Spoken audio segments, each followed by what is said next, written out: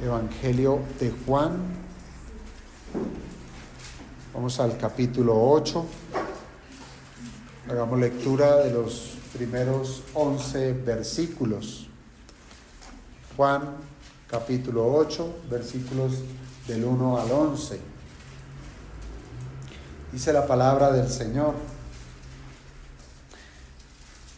Y Jesús se fue al monte de los Olivos, y por la mañana volvió al templo, y todo el pueblo vino a él, y sentado él les enseñaba. Entonces los escribas y fariseos le trajeron una mujer sorprendida en adulterio, y poniéndola en medio, le dijeron: Maestro, esta mujer ha sido sorprendida en el acto mismo de adulterio, y en la ley nos mandó Moisés apedrear a tales mujeres. Tú pues, ¿qué dices? Mas esto decían tentándole para poder acusarle. Pero Jesús, inclinado hacia el suelo, escribía en tierra con su dedo. Y como insistieron en preguntarle, se enderezó y les dijo: El que de vosotros esté sin pecado, sea el primero en arrojar la piedra contra ella. E inclinándose de nuevo hacia el suelo, siguió escribiendo en tierra. Pero ellos, al oír esto, acusados por su conciencia, salían uno a uno, comenzando desde los más viejos hasta los postreros, y quedó solo Jesús y la mujer que estaba en medio. Enderezándose Jesús, y no viendo a nadie sino a la mujer, le dijo: Mujer, ¿dónde están los que te acusaban? ¿Ninguno te condenó? Ella dijo: Ninguno, Señor. Entonces Jesús le dijo: Ni yo te condeno, vete y no peques más. Padre, te damos gracias, Señor, por esta porción del Evangelio de Juan, de la cual hoy, Señor, queremos que seas tú hablando, Señor, a nuestros corazones, rogándote que siembres, Señor, los principios bíblicos que vamos a estar escudriñando y que podamos ponerlos por obra, amado Dios, para gloria y honra de tu nombre y para beneficio de tu pueblo. Te lo pedimos, Padre, en el nombre de tu Hijo Jesús. Amén. Amén. Podemos tomar asiento, hermanos.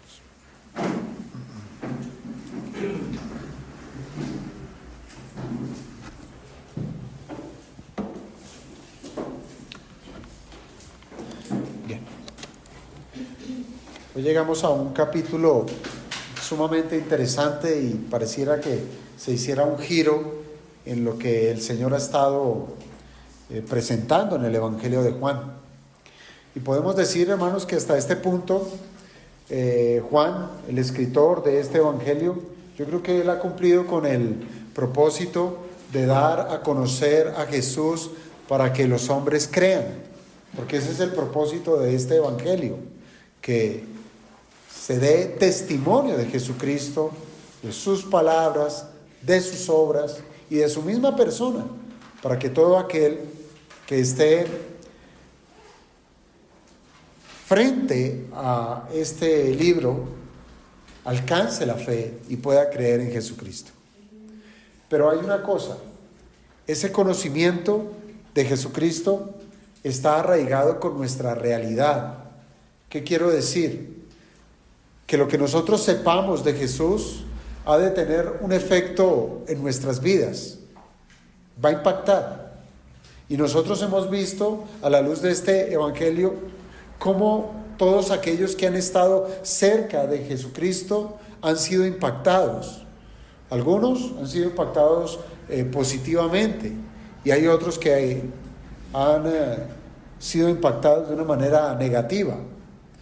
Y aunque todos han sido expuestos a la misma enseñanza, cada quien se ha hecho una imagen de Cristo conforme a la disposición de su corazón. Y yo creo que esa es una de las cosas que sucede cuando Cristo es predicado, ¿sí? Algún efecto ha de producir en el corazón de las personas, unos para bien, otros para mal. Y pareciera entonces que el asunto queda en que los hombres son espectadores y que Jesús es una persona o la persona que es evaluada. Y aunque en cierto aspecto esto es verdad, porque como criaturas es nuestro deber contemplar a Jesús, mirarle a Él, escudriñar su belleza y poder, pero no podemos pasar por alto, hermanos, que Jesucristo posa su mirada en cada uno de nosotros, posa su mirada en nuestros corazones y nos guía ¿a qué? A que miremos la condición de nuestro corazón. Es decir, no solamente se ha de tratar de mirar a Jesús, sino que ahora nuestro Señor va a llevar esa mirada a nuestro corazón. Y el pasaje que hoy tenemos enfrente, el pasaje que vamos a tratar, tiene que ver precisamente con una situación de escudriñar el corazón de los hombres. Y si usted siguió bien la lectura, tiene que ver con un caso de pecado. Y a la verdad, si usted leyó bien, no se trata con un caso de pecado, sino se trata con dos casos de pecado. Y claramente uno de ellos, ¿cuál es? El caso de la mujer adúltera, el adulterio de una mujer. Ese sería uno de los casos. Pero también está el pecado de los escribas y fariseos. Y pudiéramos preguntarnos, ¿cuál es el asunto de este texto? ¿Cuál es el provecho que nosotros hemos de sacarle? ¿Será que el propósito de un texto como estos es hallar a un culpable? Pues aquí se está presentando a una mujer adúltera. Se está poniendo bajo el escrutinio de lo que la ley de Moisés ha dicho frente al caso del pecado del adulterio. ¿Será ese el propósito del texto? ¿De hallar a un culpable? De ser así, hermanos, de ser así, de hallar un culpable, la Biblia ya ha hablado y ha dicho que todos los hombres son culpables, todos, no solamente el adulterio de esa mujer, sino que todos los seres humanos son culpables y no tienen excusa. Pero el punto que hemos de tratar en esta mañana tiene que ver con la manera en que nosotros nos acercamos a los asuntos del pecado. Me explico. Hemos de ver el pecado con liviandad. Hemos de ver el pecado con dureza. ¿Cuál es el tratamiento que nos presenta la Escritura frente a situaciones de pecado? Como les digo, por un lado puede estar la liviandad, haciéndonos quizás los de la vista gorda frente a casos de pecado. O por el otro lado podemos llegar al otro extremo, que es el de ser implacables, convirtiéndonos en legisladores que en una mano tenemos la ley y en otra mano tenemos las piedras para hacer cumplir la ley. Esa pudiera ser las dos posibilidades que se presentan cuando hay un caso de pecado. Pero lo que el Señor nos ha de enseñar con este texto en esta mañana es que hay otro camino. ¿Cuál es ese camino? El camino de la misericordia y el camino del perdón. Y esos asuntos se presentan en una escena donde la ley es presentada como un condicionante que busca quizás, como se presenta en el texto, la ley es puesta con el propósito de atarle las manos del misericordioso Salvador. ¿Y por qué digo esto? Porque la ley que aquí se va a esgrimir, naturalmente, es la ley de Dios, y siempre la ley ha de requerir castigo. La ley requiere castigo, pero el corazón de Jesús es el corazón de un Salvador que perdona pecados, de un Salvador que libra precisamente de la condenación de la ley. Lo que este pasaje nos va a presentar es una aparente contradicción. ¿Contradicción entre qué? Contradicción entre la misericordia, por un lado, y que contrasta con lo que la ley está demandando: castigo. Ahora, Aquí tenemos precisamente a un grupo de personas y son los escribas y fariseos, ¿sí? Y son los escribas y fariseos los maestros de la ley que traen precisamente la ley de Moisés, rígida, dura, implacable, frente a un caso de pecado. Pero al otro lado tenemos a Jesucristo, que es el gran legislador. Y Él nos ha de mostrar que no hay ninguna oposición entre la ley y el Evangelio. Por el contrario, se complementan muy bien el uno y el otro. Y de esta manera, hermanos, es que nosotros vamos a considerar este pasaje. Vamos a ver lo que dice la ley y cómo la aplican los escribas y fariseos, por un lado, y cómo la aplica el Señor Jesucristo. Y con este par de ejemplos, pues hemos de sacar ciertas conclusiones de qué es lo que no debemos hacer con la ley y qué sí debiéramos hacer con la misma ley. ¿Cuál es el contexto? Como les digo, es el caso de adulterio de una mujer. Y esto se da precisamente después de esa gran fiesta de los tabernáculos, ¿cierto? Y de las reacciones que hubo en medio de la gente acerca de quién es Jesús. Es más, el mismo capítulo 7 termina diciendo que cada quien se fue para su casa. Es como si cada quien volvió a sus quehaceres. Se acabó la fiesta, volvemos a lo rutinario. Y de la misma manera vemos cómo el Señor volvió también a lo suyo. ¿Qué era lo suyo? Enseñar.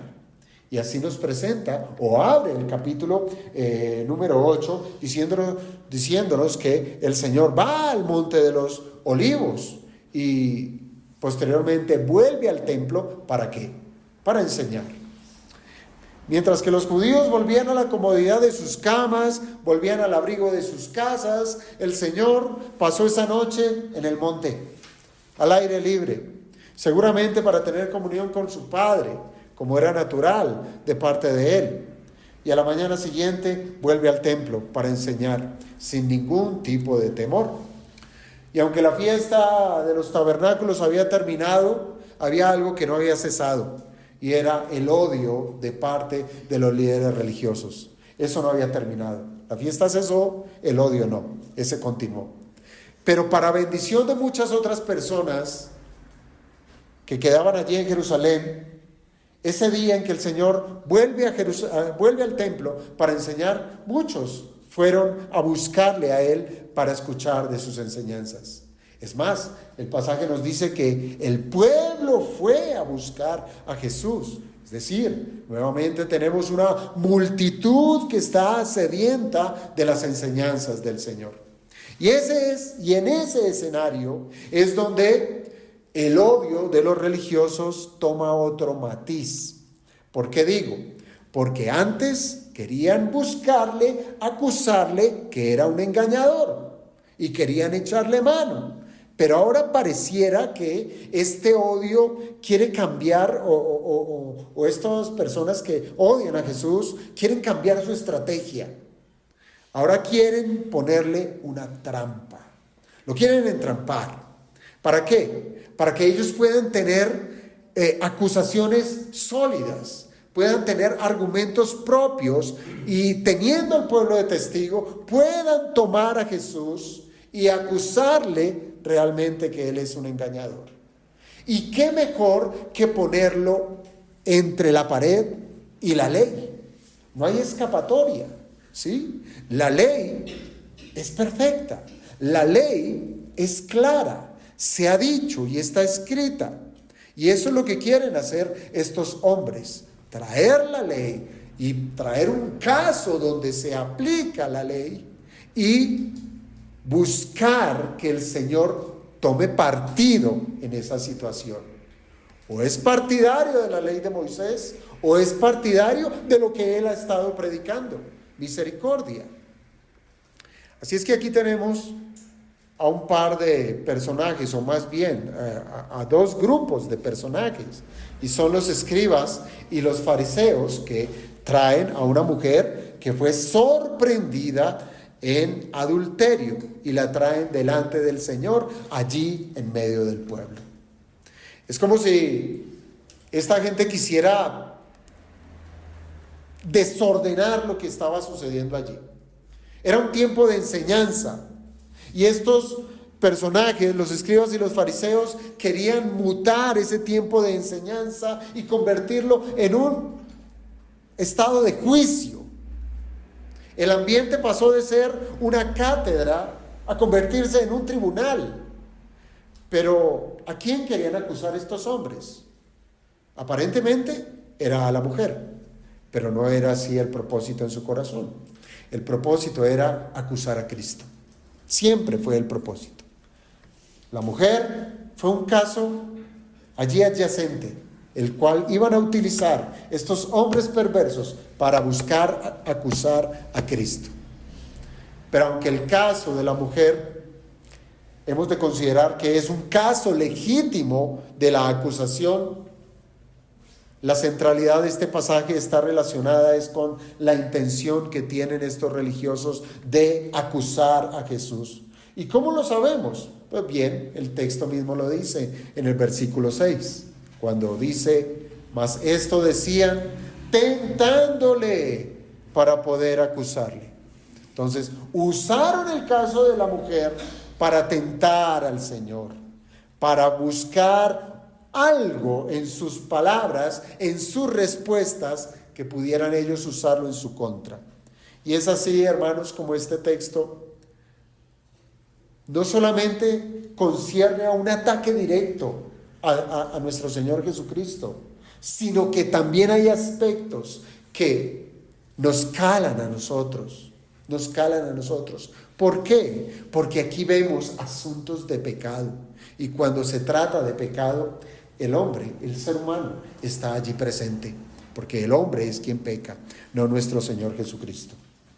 Así es que vamos a encontrar casos no solamente de adulterio, sino que también de hipocresía.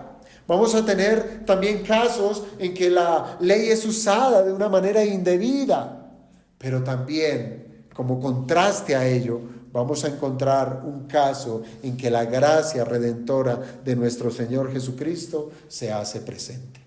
Así es que quiero que partamos o dividamos más bien este sermón en esas dos situaciones. En cómo la ley es usada. Cómo la ley es usada en manos de los hipócritas y cómo la ley es usada en manos de nuestro Señor Jesucristo. Y la primera parte, que es lo que vamos a considerar inmediatamente, es eso, la ley en las manos de los hipócritas. Los versículos 3 al 5 de este capítulo 8 nos presentan la intervención de los escribas y fariseos. De los fariseos ya hemos sabido y hemos estado hablando, porque Juan ya los ha presentado desde un comienzo. Y ya hemos sabido por este mismo evangelio que se trataba en sí de hombres religiosos que eran estrictos, óigame bien a esto, estrictos en hacer cumplir la ley y las tradiciones. Ellos siempre, es más, el Señor Jesucristo los acusa en uno de los apartes, los acusa de poner cargas pesadas sobre el pueblo, cargas que ellos no llevan. Entonces, aquí los tenemos. Tienen la ley, conocen la ley y quieren imponer la ley. Pero por otra parte tenemos a unos que, pudiéramos decir, son nuevos dentro del Evangelio, de lo que hemos estado leyendo y estudiando, y son los escribas. Estos escribas, fíjense que hay algo interesante. Quizás nosotros ya hemos escuchado de los escribas y fariseos, ¿verdad? Pero el Evangelio de Juan, esta es la única mención que usted va a encontrar acerca de los escribas. Estos escribas recibieron precisamente ese título porque su función inicial era ¿cuál? Era la de hacer las copias de las Sagradas Escrituras. Cuando se hacía un papiro o donde se escribía la palabra de Dios, cuando ya empezaba a deteriorarse, estas personas tenían la función de hacer la copia de ese documento ¿Para qué? Para preservarla. Entonces, esa era su profesión, por así decirlo, de estar transcribiendo la palabra de Dios. Pero con el tiempo, ellos empezaron a ser reconocidos como maestros de la ley. Y tiene sentido, ¿por qué? Porque ellos estaban en un contacto directo y continuo de la palabra de Dios. Entonces ya eran empezados a ser conocidos como maestros. Pero, al igual que los fariseos, ellos cayeron en el error de empezar a interpretar la ley con un cumplimiento dándole una interpretación hiperliteral, pudiéramos así llamarlo. ¿Qué quiero decir con esto? Que eran exageradamente literales en el cumplimiento de la ley. Y esto lo vamos a ver más adelante, precisamente en el caso del adulterio. El caso es que esta dupla de los escribas y fariseos, aunque es una sola vez que se citan aquí en el Evangelio de Juan, son muchas las que se citan en los sinópticos, pero hay una característica particular, y es que casi siempre se enuncian escribas y fariseos con una característica. ¿Cuál? Escribas y fariseos, completen, hipócritas. Hipócritas. Esa es la característica, una connotación negativa de ese par, de ese grupo, de esos dos grupos religiosos. Hipócritas. Ahora, la aparición de esta dupla en este pasaje, ¿será un nuevo caso de hipocresía? Creo que sí. Estos hombres traen a una mujer delante del Señor y la ponen ahí, en medio del pueblo, que estaban allí reunidos todos, una gran multitud sentada, y el Señor también sentado enseñando, y traen a una mujer y la ponen allí en medio, con una acusación que fue descubierta en el acto mismo del adulterio. Tremendo, ¿no? Es una situación muy compleja, me explico, porque los fariseos eran muy conocidos de ser muy meticulosos, de estar buscando, indagando, viendo cómo es que está el pueblo. Pero mira hasta dónde llegaron sus narices, a inmiscuirse en un caso de decir adulterio. Tremendo, ¿no? No sabemos, ¿sí?, nada acerca de cómo fue la inspección que hicieron los escribas y fariseos. Al igual que no sabemos nada acerca de la mujer. Y parece ser, sí, si observamos el caso de la mujer, parece ser que se trataba de una mujer casada. ¿Por qué podemos decir que era una mujer casada? Pues el pecado que se le estaba acusando es el pecado de adulterio. Y el pecado de adulterio se comete cuando una persona que está casada es infiel a su cónyuge, es infiel con otra persona que no es su esposo, que no es su esposa. Y con ello, el adulterio lo que hace es violar el juramento de exclusividad. Porque eso es el matrimonio, ¿sí? Un juramento de exclusividad. El hombre es exclusivo para su esposa, la esposa es exclusiva para el esposo. Y el adulterio viola la exclusividad que viene del pacto matrimonial. Y es una violación directa al séptimo mandamiento que dice: no cometerás adulterio, no adulterarás. Ahora, también la Escritura llama adulterio, es decir, ese pecado de adulterio puede ser cometido por una persona que está desposada. ¿Sí comprenden ustedes la diferencia del estado de desposamiento y al estado de casado? Son diferentes, pero muy cercanos. Una persona que está desposada es que todavía no se ha ido a vivir con su esposo, ella con su esposo y él con su esposa. Ese era el caso de José y María. cuando María quedó embarazada del Señor Jesucristo. Estaban desposados. Ellos no vivían todavía, pero ya habían celebrado formalmente promesas del pacto matrimonial. Tú serás mi esposa, yo seré tu esposo. Y hemos de guardarnos el uno al otro hasta que, cumplido el tiempo, hagamos la ceremonia matrimonial. Era un noviazgo, ¿sí? No el noviazgo que hoy conocemos. Este mundo caído nos ofrece un noviazgo que lo que hace es pervertir completamente cualquier virtud moral. El noviazgo de hoy en día está manchado, mancillado, precisamente es por: tengo derecho a todo, pero no tengo obligación de nada. Pero el desposorio tiene todo.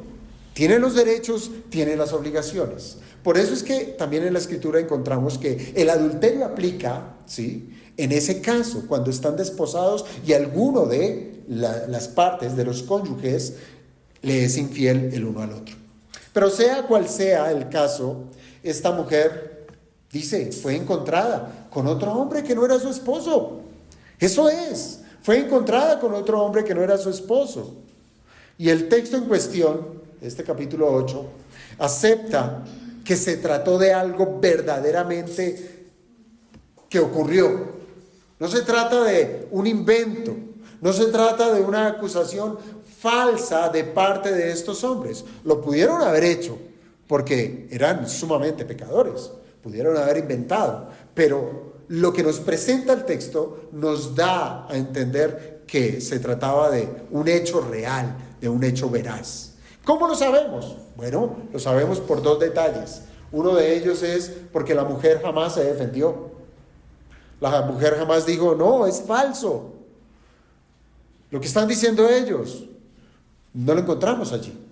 Pero además, si usted tiene en cuenta el final de este texto, el Señor llama a esta mujer al arrepentimiento. Si no hubiera pecado, entonces, ¿de qué arrepentirse, verdad? Entonces es un caso legítimo, es un caso de una mujer que cometió adulterio. Y lo que hacen estos intrépidos hombres, los escribas y fariseos, es acorralar al Señor. Bueno, procuraron acorralar al Señor para que diga cuál es su posición frente a esa situación. Pero dejando eso sí en claro, que la ley de Moisés manda que esa mujer sea apedreada, sea lapidada, que muera. Y allí lo ponen, lanzan la situación. Esta mujer era adulterio y la ley de Moisés manda que. ¿Qué dices tú? ¿Qué dices tú? Pero yo pregunto, ¿eso es lo que dice la ley de Moisés? Debiéramos ir al Antiguo Testamento y responder esa pregunta. Levítico 20, versículo 10. Levítico 20, versículo 10. Dice la Escritura: si un hombre cometiere adulterio con la mujer de su prójimo, el adúltero y la adúltera indefectiblemente serán muertos. Ahora, yo les pregunto, conforme a este versículo de Levítico 20:10, ¿los escribas y fariseos estaban en lo correcto? Escuché un sí, escuché un no. Yo digo no, ¿por qué? Para contradecir al que dijo sí. Mentiras. No, ¿por qué? No estaban en lo correcto. ¿Por qué? Porque estos hombres solamente trajeron a la mujer adúltera, ¿cierto? Y el hombre adúltero, ¿dónde está? ¿Dónde está? Bueno, no pensemos mal. Pensemos que se escapó. Pudo ser, ¿sí o no? Pensemos que se escapó. Pero aún así, la ley demandaba que los testigos deberían ser diligentes en su investigación y tenían que buscar al culpable para presentar tanto al hombre adúltero como a la mujer adúltera para ser castigados. De por sí, entonces, lo que estaban haciendo los escribas y fariseos ya estaba viciado. Era un caso viciado, pues con la ausencia del otro culpable se estaba haciendo ¿qué? Se estaba cometiendo otro pecado, y es la de acepción de personas. Acepción de personas, es decir, a él no, pero a esta sí, a esta sí. ¿Acaso el otro no pecó de igual manera? Sí. ¿Y por qué no tiene el mismo trato que van a tener con la mujer? Porque estaban cayendo en ese pecado de acepción de personas. No sabemos si el hombre resultó ser amigo de los escribas y fariseos. Pudo ser, ¿verdad? ¡Ay, miren a fulano! Vuélese. ¿Sí? Pudo ser. Pudo ser que fuera su amigo y recibió la indulgencia, pero una indulgencia completamente pecaminosa, pues estaba pasando su pecado por alto de manera hipócrita. Si estaban llevando a una mujer para ser juzgada. Y aquí pudiéramos nosotros ya empezar a mirarnos a nosotros mismos. ¿Hacemos acepción de personas? Para algunos aplicamos la ley y para otros no. O es más, para algunos aplicamos la ley y para nosotros no. Ahí está la situación. Pero ¿dónde está la trampa en este escenario? Bueno, la pregunta que hacen los religiosos, aunque pudiéramos decir es una pregunta simple, tiene un doble sentido. ¿Qué dicen ellos? En el versículo 5 dice: tú pues, ¿qué dices? Mira la situación. Esta mujer la hallamos en adulterio. Y la ley dice, la ley de Moisés manda que sea apedreada. ¿Tú qué dices? Qué feo, ¿no? Qué feo. A esta pregunta, hermanos, caben dos respuestas. ¿Cuáles? Una, que la lapiden. ¿Sí? Señor, lo ponen allá contra la pared y dice: bueno, ¿y tú qué dices? Una es que la lapiden. Así dice la ley, pues que la lapiden. O está la otra respuesta. ¿Cuál es? Que no lo hagan. Y las dos tienen su dificultad. Si el Señor responde que la lapiden, ¿sí? ¿Qué ocurre? Bueno, está obrando conforme a la ley de Moisés, ¿cierto? Pero ¿qué ocurre con toda esa multitud que lo ha venido siguiendo y que le ha venido escuchando su enseñanza acerca del perdón? ¿Qué va a pasar con todos aquellos que vienen sedientos con sus pecados, rogando que el Señor les perdone sus pecados? Se verían completamente defraudados, ¿verdad? Porque en lugar de ver misericordia en Jesucristo, encontrarían a un juez que en su mano lleva una espada y que no dudaría en usarla. ¿Cierto? Además, aceptar que la mujer debería morir apedreada, porque así dice la ley, lo haría inmediatamente un enemigo del Imperio Romano. ¿Por qué?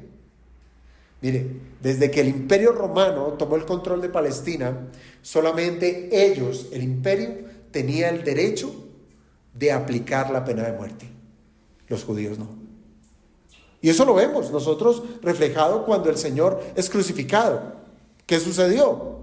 Los judíos fueron los autores de la muerte, pero los romanos fueron los ejecutores. Allí está. Entonces, allí está ese entramado. Si el Señor dice que la lapiden, pues uno va a ir en contra de lo que Él está enseñando. El pueblo va a estar en contra de lo que Él ha dicho. Y ahora el Imperio Romano estaría encima de Él. Pero ¿qué pasa si hubiese respondido lo contrario? Si hubiese respondido: no la lapiden. Si el Señor responde que no la lapiden, Él sería acusado de estar en contra de la ley de Moisés. Y allí ya estos judíos tendrían lo necesario y se saldrían con la suya, porque tendrían la multitud que estaba allí como testigos para llevar el caso al Sanedrín y juzgar a Jesús como un judío que está en contra de la ley judía. Y así declararlo culpable. Hermanos, la ley en manos de los escribas y fariseos estaba siendo usada no para ejercer justicia. Porque piensen en esos casos antiguotestamentarios, porque ocurría, ¿cierto? El hijo contumaz.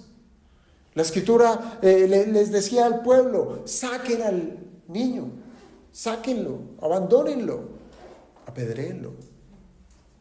A la mujer adúltera, al adulterio, que muera indefectiblemente, dice la escritura.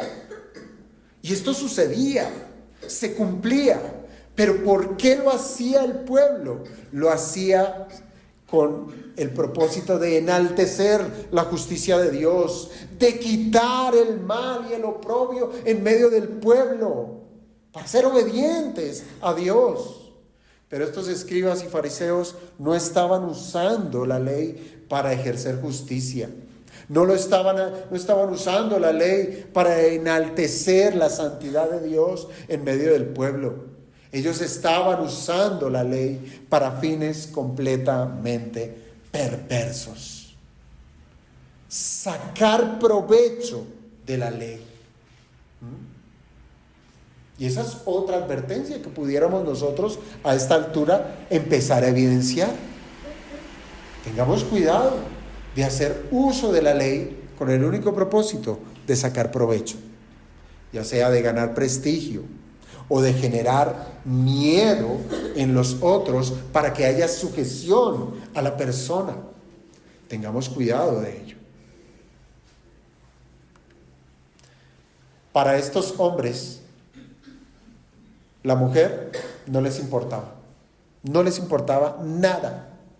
Era un elemento más, era un utensilio, porque su misión era culpar a Jesucristo. Fue esa mujer, pudo haber sido otra, pero fue usada por estos hombres para querer entrampar al Señor Jesús. Esa es la ley en manos de los escribas y fariseos. Pero ¿qué diremos de la ley en manos de nuestro Señor Jesucristo? Hermanos, yo sí creo que ese día, cuando el Señor volvió al templo para enseñar, yo sí creo que el ambiente cambió por las circunstancias que se estaban dando. Y yo estoy convencido que allí el Señor dio una de las mayores enseñanzas acerca de la justicia. De la justicia. Mire, una de las características, yo no sé si ustedes han estado en algún juzgado o en alguna película, porque eso sí nos gusta ver películas de juicios y el abogado y todo esto. Una de las características que hay en los juzgados es el silencio que se demanda en ese tipo de audiencias. Incluso el juez tiene un martillito, ¿sí? Y no hace como el profesor Girafales, no, sino silencio. Llama silencio, ¿cierto? Hermanos, un silencio en una audiencia de ese carácter legal es preparatorio para recibir el veredicto del juez. Y en las películas sí lo ponen así bien difícil, ¿sí? Entonces el papelito le llega ya de los jurados, le llega ya al juez y todo el mundo expectante y pareciera eterno ese tiempo. Y efectivamente, para algunos será eterno. ¿Por qué? Porque está en juego su pellejo. O es culpable o es inocente. Su vida depende de lo que el juez vaya a dictaminar en ese momento. Y este pasaje, hermanos, este pasaje de Juan 8, tenemos dos silencios. Dos silencios. Silencios que son descritos con la imagen de Jesús escribiendo con su dedo en el suelo. Y lo vemos allí. Vienen los escribas y fariseos, le presentan el caso y el Señor, ¿qué está haciendo? Agachado, escribiendo en el suelo. Algunos comentaristas han dicho que esa postura fue con el propósito no me interesa lo que me estén diciendo. ¿Mm? Hay otros que hacen mención que se trata de un tiempo reflexivo, no solo para el Señor, sino reflexivo para todos los que están allí, sino para hacer más evidente lo que está sucediendo. Pero el punto es ese: Jesús está sentado escribiendo en el suelo con su dedo. La pregunta del millón: ¿qué estaba escribiendo el Señor? ¿Qué estaba escribiendo? Es un misterio. Es un misterio. Pero esos dos actos misteriosos, porque son dos veces que encontramos en este texto que el Señor está agachado escribiendo sobre el suelo, esos dos actos misteriosos son el preámbulo para pronunciar sus veredictos. Entonces yo sí considero, hermanos, que el ambiente cambió de un escenario, de una cátedra, a la de un juzgado. A la pregunta de los escribas y fariseos, en la primera parte del versículo 6, nosotros encontramos el primer silencio. Nos dice: pero Jesús, inclinado hacia el suelo, escribía en tierra con el dedo, y como insistieran en preguntarle, se enderezó y les dijo: el que de vosotros esté sin pecado, sea el primero en arrojar la piedra contra ella. El ambiente se había tornado sumamente extraño, un ambiente incluso hasta incómodo, no solamente para el Señor Jesús. Bueno, digo incómodo para Él, no, porque Él tiene control sobre todas las cosas. Incómodo para los escribas y fariseos, porque ya lanzaron ahí su ataque. Incómodo para el pueblo, porque dijeron: están poniendo una prueba al maestro, ahora ¿qué va a responder? Un ambiente bastante extraño. Los allí presentes quedaron en medio de una escena que pudiéramos catalogarla como dramática. Y ante la insistencia de los escribas y fariseos, porque dice el verso 7, como el Señor no les contestaba, ellos insistieron en preguntarle. Y ante esa insistencia, el Señor resuelve la situación con una muestra de su sabiduría. Y aquí tenemos el primer veredicto. Y no es el caso de la mujer adúltera. Qué curioso, ¿no? El caso a tratar era el pecado de la mujer, pero ese no lo trata el Señor, sino que trata es otro caso: el de los escribas y el de los fariseos. ¿Quién lo pudiera pensar? Hermanos, los que vinieron como acusadores ahora serían sentados en el banquillo de los acusados. Eso era lo que estaba ocurriendo. Dos cosas hemos de resaltar, hermanos, ante la respuesta que dio nuestro Señor. La primera es que con esta respuesta el Señor prácticamente lo que le estaba haciendo era devolviéndoles la obligación. Les estaba devolviendo la responsabilidad. Es decir, los fariseos y los escribas dijeron: mira, esta situación, ¿tú qué dices? Como bueno, ahí le dejamos ese problema, ¿qué vas a hacer? Pero la respuesta del Señor en su sabiduría es decir: la responsabilidad es de ustedes, no es mía, es de ustedes. La responsabilidad de los acusadores de la mujer era precisamente de los acusadores, de los testigos. ¿Por qué? Porque la ley dice que los testigos del pecado son quienes han de levantar la mano contra el que quebrantó la ley. Es el testigo, el primero que ha de levantar la mano contra el pecador, y después todo el pueblo. Léalo usted en Deuteronomio 17, versículo 7.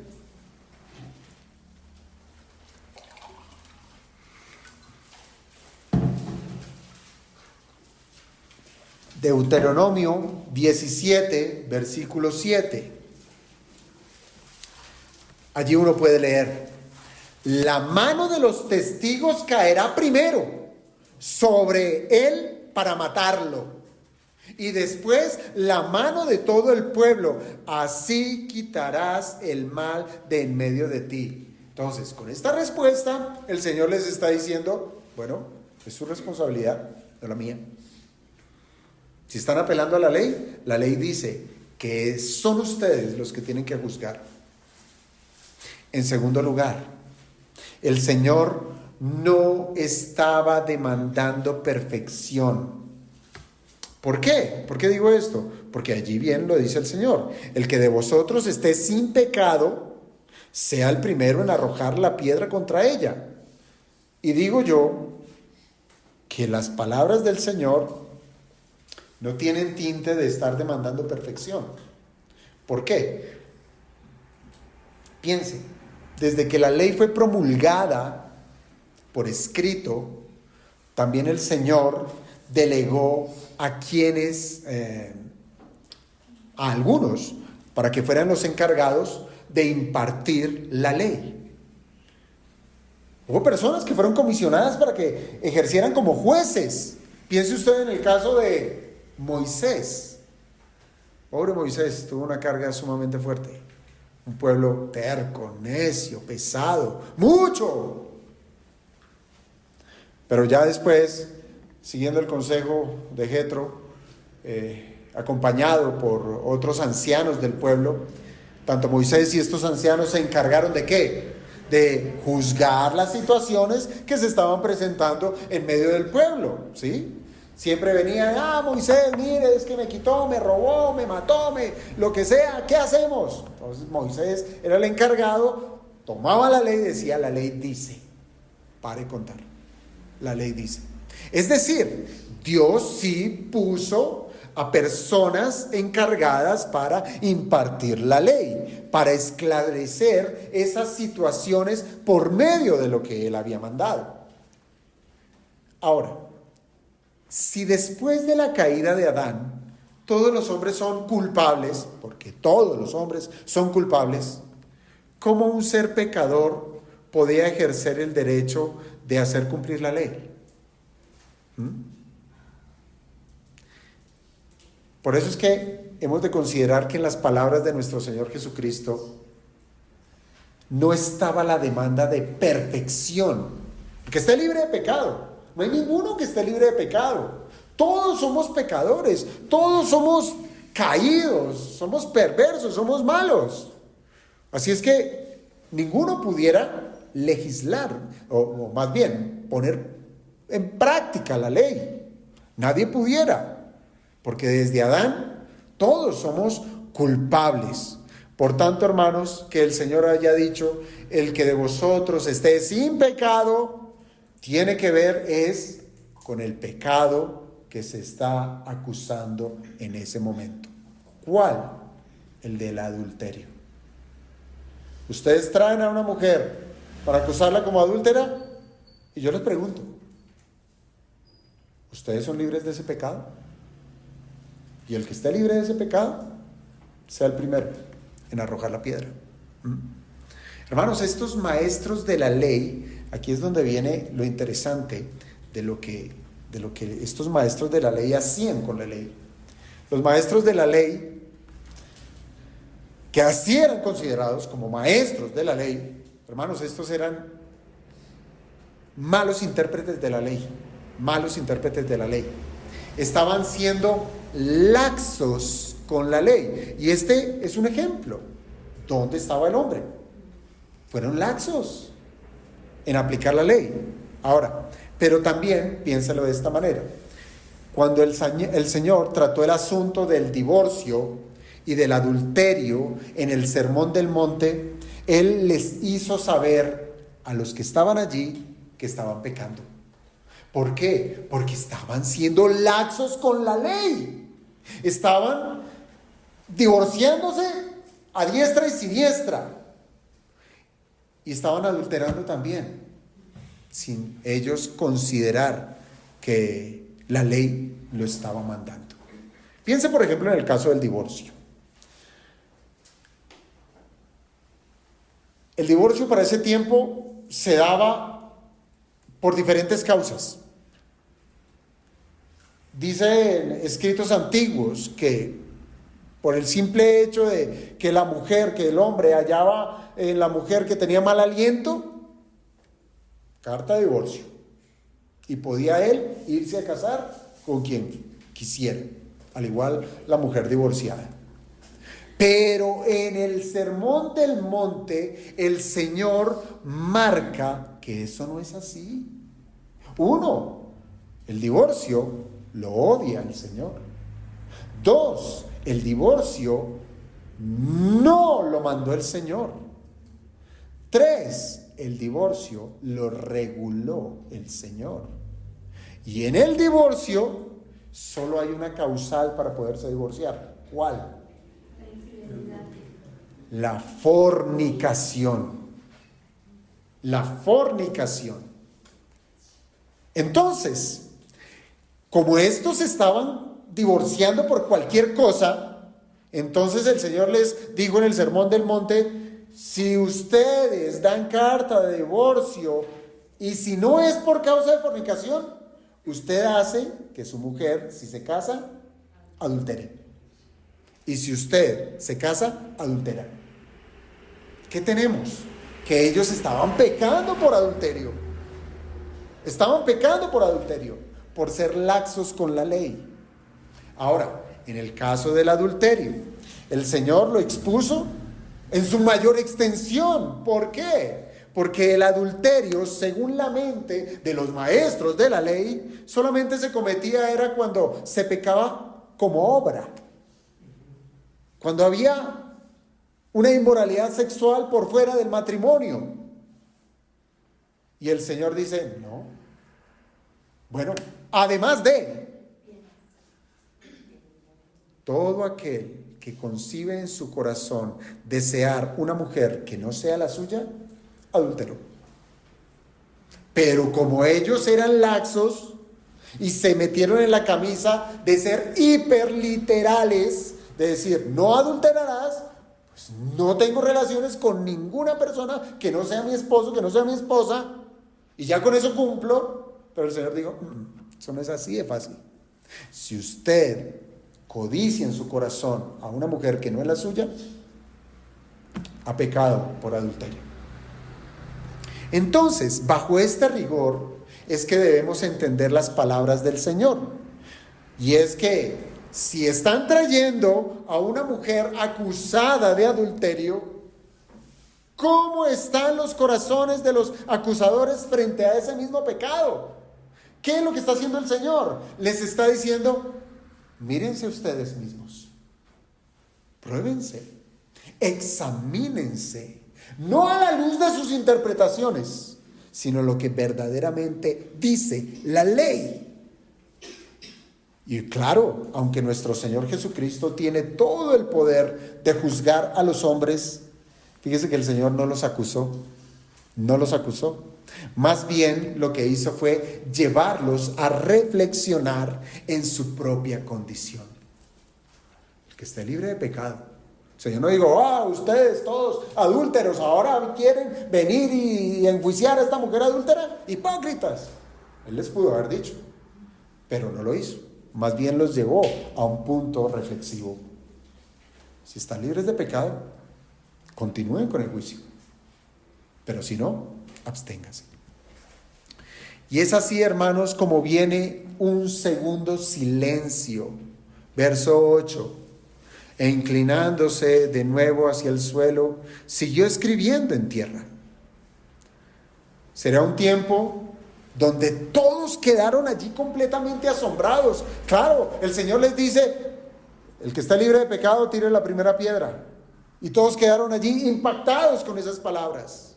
Un silencio eterno en medio de todos, de asombro. Y piense que con la respuesta que dio el Señor, Él no negó la ley de Moisés, ¿verdad? No la negó. Digo, es más, Él estuvo de acuerdo. O sea, si lo vemos de manera positiva, si están libres de pecado, pueden continuar con el juicio, conforme a la ley de Moisés. ¿Y quiénes? Ustedes, no yo. porque ustedes fueron los testigos, no yo. El Señor no negó la ley de Moisés, pero tampoco instó a que arremetieran contra la mujer. Por eso es que nosotros debemos ser, como lo dice la carta de Santiago, debemos ser tardos para hablar, ¿cierto? Pensemos antes de hablar, porque muchas veces consideramos o hablamos cosas que nos van a enredar la vida. Y eso es lo que hace el Señor. Piensen en lo que van a hacer. Piénsenlo muy bien. Pero en ese silencio, hermanos, estaba ocurriendo algo precisamente en el corazón de los escribas y fariseos. Y muy seguramente en todos los que estaban allí. Pues todos los presentes, todo el pueblo, todos estaban lidiando con pecados. El que esté libre de pecado, yo creo que cada quien agachó la cabeza y dijo: sí, pecador. Pecador.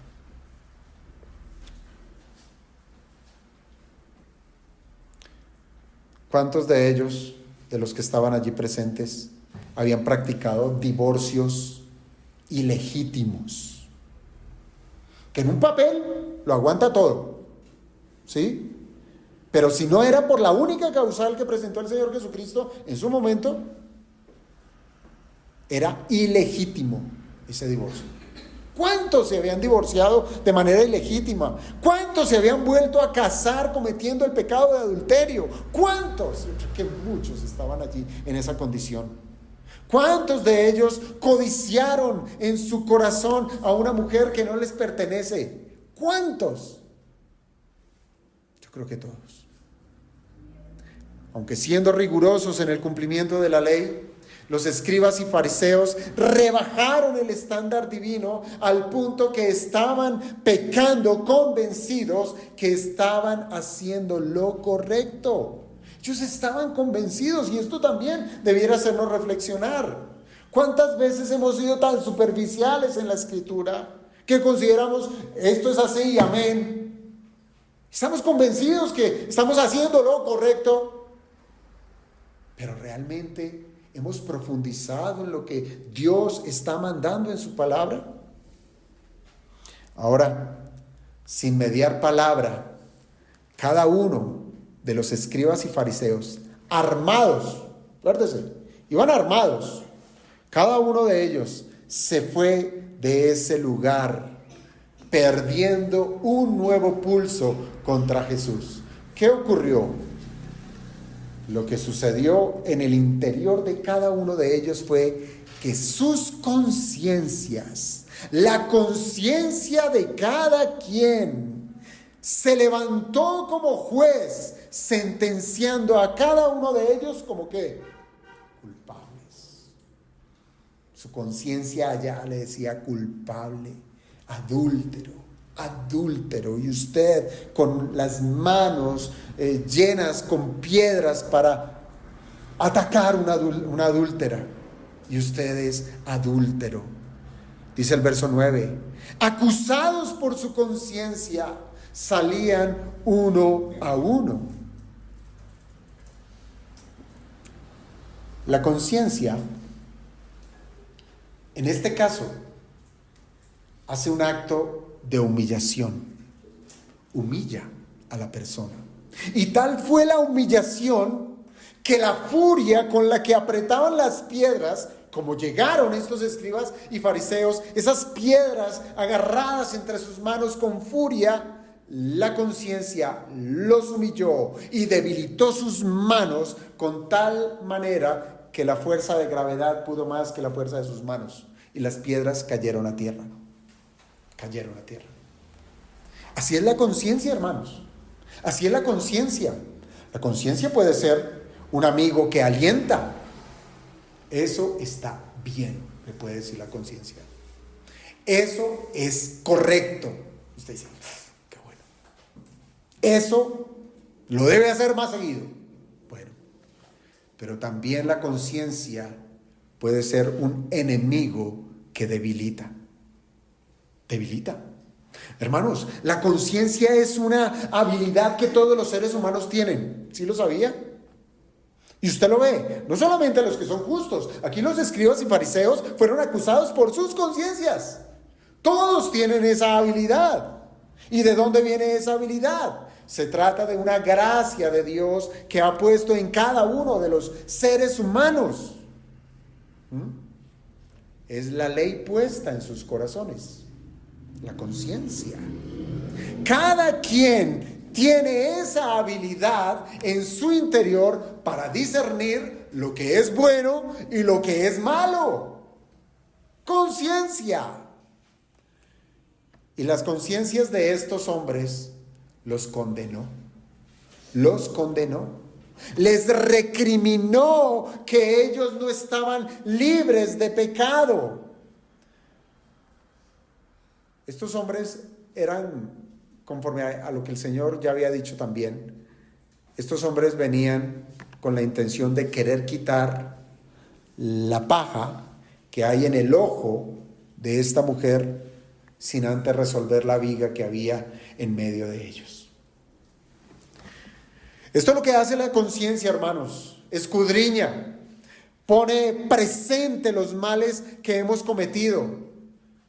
Pero hubo un gatillo cuando se activó la conciencia, porque como llegaron los escribas y fariseos, venían en un alto grado de inconsciencia, pero hubo un clic, y fue cuando el Señor les dijo: si alguno está libre de pecado. La conciencia se activó. La conciencia es alimentada por la palabra de Dios. O la conciencia usted la puede alimentar con la basura del mundo. Y es donde usted tergiversa lo que es bueno y lo que es malo. Y es donde usted empieza a cauterizar la conciencia. Pero cuando menos estos escribas y fariseos estaban expuestos a la ley. Bien o mal, eran expuestos a la ley. Y el Señor usó eso para activar esa acusación en medio de ellos. Y aún más, lo que hace la conciencia no solamente es traer presente lo que usted y yo hemos cometido, sino lo que está anidado en el corazón y todavía no sale a la luz. Porque, claro, estos hombres pudieron decir: sí, yo adulteré. Pero también la conciencia dice: pero usted también miró, sin llevarlo al hecho. Y eso hace la conciencia. Nos acusa aún de esos pecados que todavía no salen a la luz. Y así es como el silencio que se dio, ese segundo silencio ante la vista del pueblo, cada uno de estos escribas y fariseos dejó el lugar soltando las piedras que llevaban, quedando esas piedras allí como testimonio de sus culpas. ¿Pudieran ustedes imaginarse ese lugar? El Señor, el pueblo alrededor, la mujer aquí, y ahí entre la mujer y el pueblo, los escribas y fariseos. Y allí piedras que testificaban: los que se fueron eran culpables. Pero dice el texto que se fueron desde los más viejos hasta los postreros. ¿Qué es esto? Ese fue el orden que se dio en los escribas y fariseos de abandonar su posición de acusadores. ¿Por qué este orden? Los más viejos se fueron primero. ¿Por qué? Porque fueron más rápidamente atormentados por la multitud de sus pecados. Más rápidamente. En su sabiduría humana dijeron: no hay nada más que hacer acá, nos vamos. Por eso se fueron primero. Mientras que los más jóvenes, y ustedes me dirán si esto es cierto o es falso, los más jóvenes dudan. Eso no puede ser tan malo. Yo tengo la razón. Yo siempre tengo la razón. Es más. Pero cuando empiezan a ver que los mayores, los más viejos empiezan a ir: ¿yo soy el único que tengo la razón? No. El más joven fue el último que se quedó y dijo, nada, no hay nada más que hacer, nos vamos. Y cuando ya se habían ido todos, todavía quedaba un asunto por resolver, ¿cierto?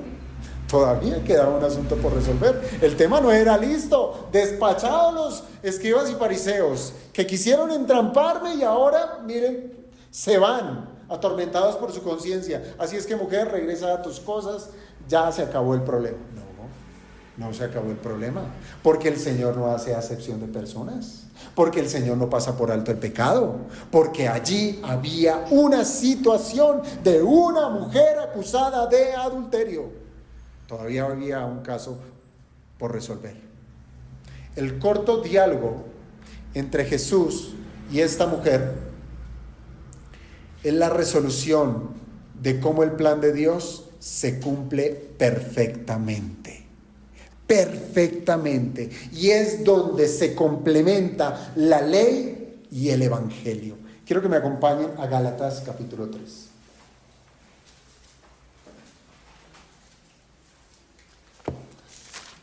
Gálatas capítulo 3, y voy a hacer lectura del versículo 19 al 24. Gálatas 3, 19 al 24. Fíjense que el mismo Reina Valera titula esta porción como el propósito de la ley. Bueno, esto nos ayuda, mas no es palabra inspirada. Es decir, lo que vamos a tener aquí en esta lectura es, ¿para qué sirve la ley? ¿Sirve o no sirve? Y lo que Pablo va a decir es, sí sirve, y mucho. Dice el verso 19, entonces, ¿para qué sirve la ley? Claro, si volvemos al caso de la adúltera, dice, el pueblo pudo haber dicho, bueno, pero aquí no hubo justicia, aquí no hubo un apedreamiento. Entonces, ¿para qué sirve la ley si no se va a aplicar? ¿Para qué sirve la ley?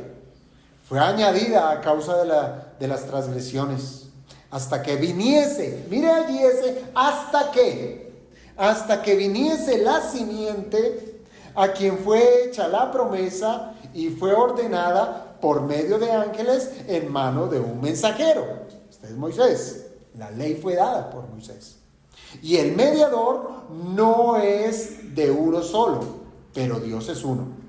Luego la ley es contraria a la promesa de Dios. Claro, aquí ya empieza a contrastar. Decir, si la simiente que es Cristo, que en él se cumple las promesas de gracia, dice, entonces se contradice la ley y las promesas. En ninguna manera. Porque si la ley dada pudiera vivificar, la justicia fuera verdaderamente por la ley. Aquí está descartando que el cumplimiento de la ley puede justificar, puede salvar.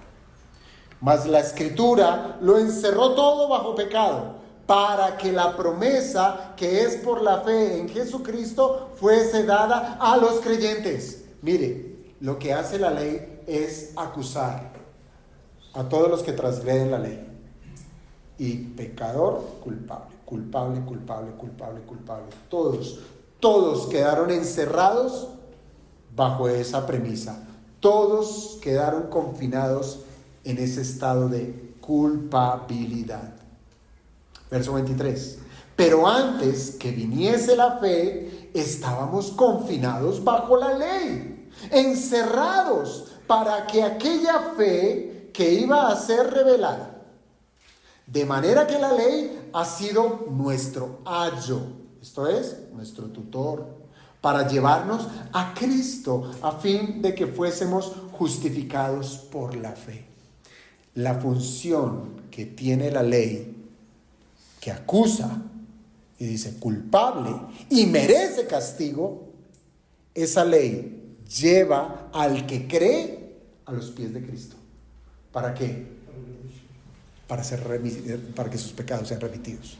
Para que sus pecados sean remitidos. ¿Y qué tenemos acá, amados hermanos? Que la ley por sí sola, la ley condena. Pero Cristo perdona. La ley demanda justicia, que la paga del pecado sea la muerte. Pero Cristo es quien pagó por nuestras deudas en la cruz del Calvario. La ley tiene el propósito de traer a los hombres humillados, con la necesidad de beber del perdón que solo Jesucristo puede dar. Eso hace la ley. La ley trajo a esta mujer delante de Cristo, a una necesitada. Por eso es que la ley y el evangelio se complementan muy bien, porque la ley nos muestra lo mal que estamos. La ley nos muestra nuestra necesidad. La ley nos muestra las veces y las categorías que hemos obrado en contra de la voluntad de Dios. Pero la ley para el que cree es un ayo, un tutor que toma de la mano al creyente y lo pone a los pies de la cruz de Cristo. Yo no puedo salvarte, Él te salvará. Eso hace la ley. Y es así, hermanos, como la criatura caída se presenta delante de su Creador. O véalo de esta manera. Es de esta manera como el pecador es presentado delante de su Redentor. Mujer, ¿dónde están los que te acusaban? ¿Ninguno te condenó? Esas fueron las palabras del Señor a esta mujer pecadora.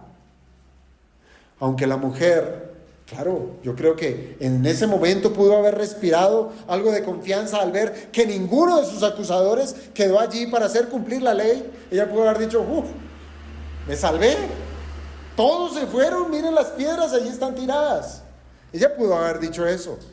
Pero la conciencia de ella también le estaba acusando. Ella también estaba lidiando con la culpa. Ella también estaba diciendo, yo adulteré. Yo merezco la muerte. La ley de Moisés y su conciencia la acusaban, pero hasta ese momento, ella seguía siendo culpable. Pero las siguientes palabras del Señor serían completamente desconcertantes y a la vez maravillosas. El Señor le dice, ni yo te condeno, vete y no peques más. Hermanos, mientras que los escribas y fariseos querían que Jesús opinara frente al caso de la mujer adúltera, lo que tenemos acá son las palabras de un juez, son las palabras propias de un juez, las palabras que fueron pronunciadas con autoridad. No te condeno. Yo no te condeno. ¿Qué implica eso, hermanos? Mire, un juez no opina, ¿cierto? Dice, pues las cosas pintan que usted mató a fulano, pero es que usted como que me cae bien.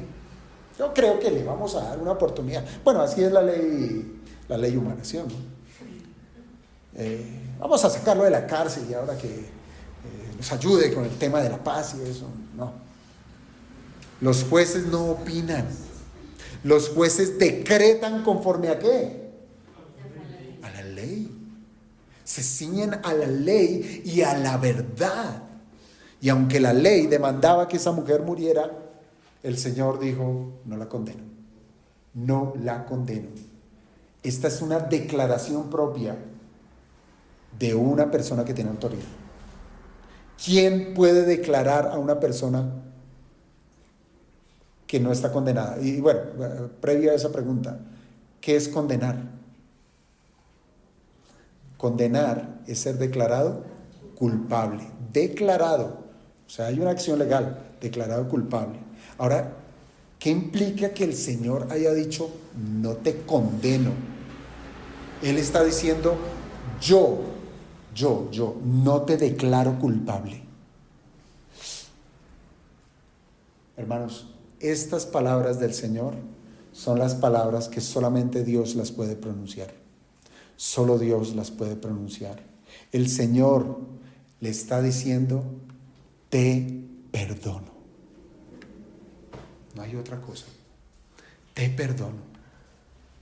El Señor le ordena a esta mujer, ahora que ha sido perdonada, ¿sí?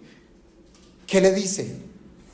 No le da una sugerencia, porque Él está hablando desde su trono, desde su autoridad.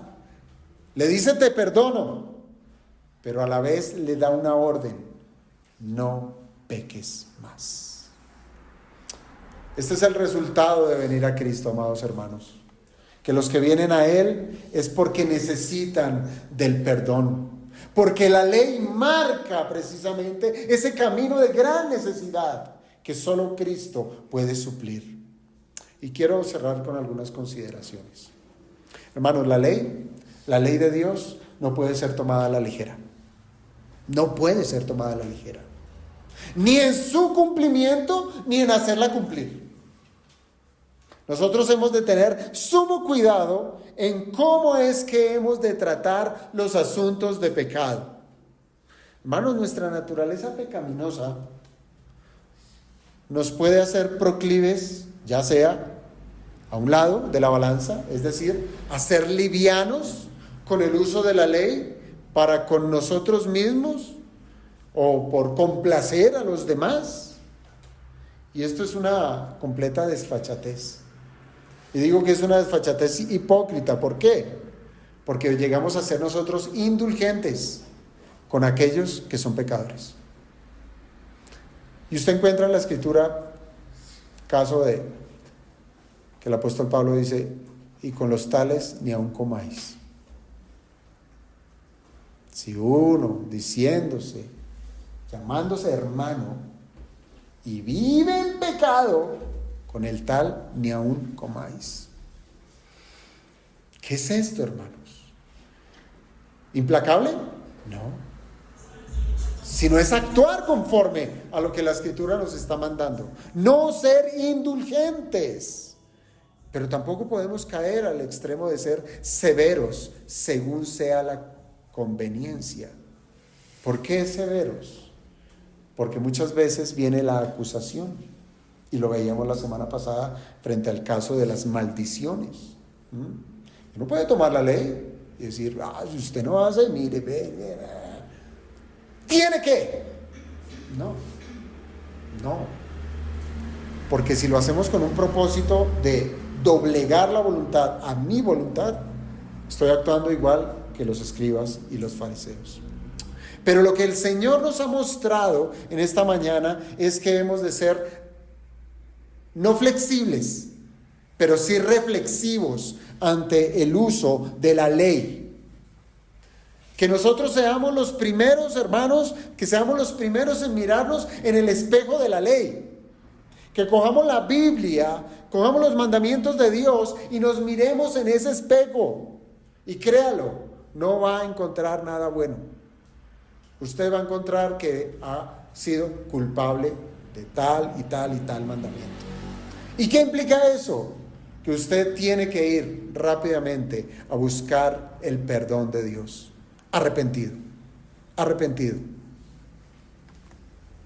Que si el Señor le mostró por medio de la Escritura ciertos pecados, debemos arrepentirnos. Ahora, y desde la experiencia de las misericordias de Dios, quien es el que nos otorga el perdón, nosotros podemos ir, ahora sí, a otros usando la ley. No para destruir, sino para presentar el camino del Evangelio de Jesucristo.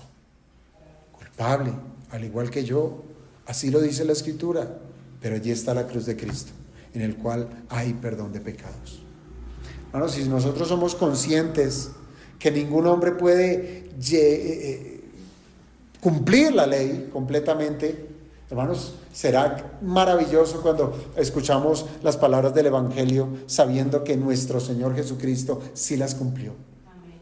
Que Él cumplió toda la ley a favor de los que creen. Al igual que Él mismo cumplió el requerimiento de la ley por causa de nuestra desobediencia. La ley demandaba muerte y Cristo murió llevando nuestros pecados y pagando por ellos. Eso es justicia. Así es que cuando el Señor le dice a esta mujer: no te culpo, ¿qué está diciendo? Estoy otorgando justicia en ese momento. Justicia. Así es que, hermanos, hemos de considerar que esa justicia puede llegar a ser disfrutada para todos aquellos que creen en Jesús. Dice la carta a los Romanos, capítulo 5, versículo 1. Justificados pues por la fe, tenemos paz para con Dios por medio de nuestro Señor Jesucristo. Mire, el antónimo, por así decirlo, de condenado es justificado. Condenado es ser declarado culpable.